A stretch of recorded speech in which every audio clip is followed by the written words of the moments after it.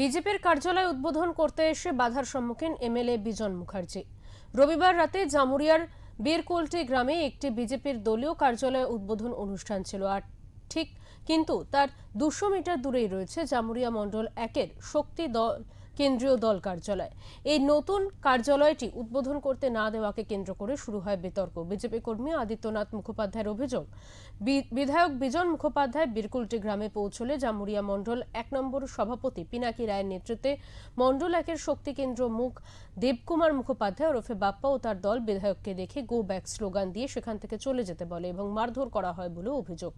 অন্যদিকে জামুরিয়া বিজেপি মণ্ডল 1-এর শক্তি কেন্দ্র প্রমুখ দেবকুমার মুখোপাধ্যায় জানান, সমস্ত অভিযোগ মিথ্যা। যদি সেই রকম ঘটনা থাকে তাহলে থানায় অভিযোগ দায়ের করুক। যদিও এই ঘটনায় বিধায়ক বিজন মুখার্জির সাথে যোগাযোগ করা সম্ভব হয়নি।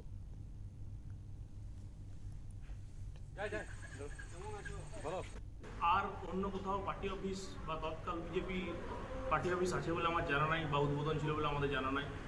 আমাদের এই পার্টি অফিস 19শে জুন মাননীয় জেলা সভাপতি দেবতনু ভট্টাচার্য এবং মাননীয় বিধায়ক বিজন মুখার্জির হাত ধরে এই পার্টি অফিস উদ্বোধন হয়েছে।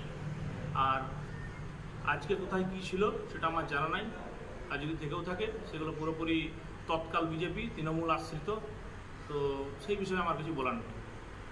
তা ও কে মেরেছে, কি হয়েছে, তার প্রমাণ ফুটেজ যদি থাকে ও তা ইয়েতে জানা, সেটা জানা প্রশাসনকে জানা, প্রশাসন তার দায়িত্ব নেবে। এখানকার আমাদের গ্রামের যে শক্তি প্রমুখ বা যারা পদাধিকারী, সেই পদাধিকারীরা জানি না কার নির্দেশে বাইরের থেকে বিভিন্ন গ্রাম থেকে লোক এনে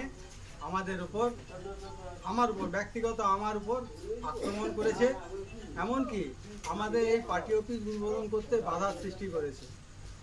তা আমরা দীর্ঘদিন এই বিজেপি পার্টি করার পর আজকে কি আমাদের এটা পাওনা?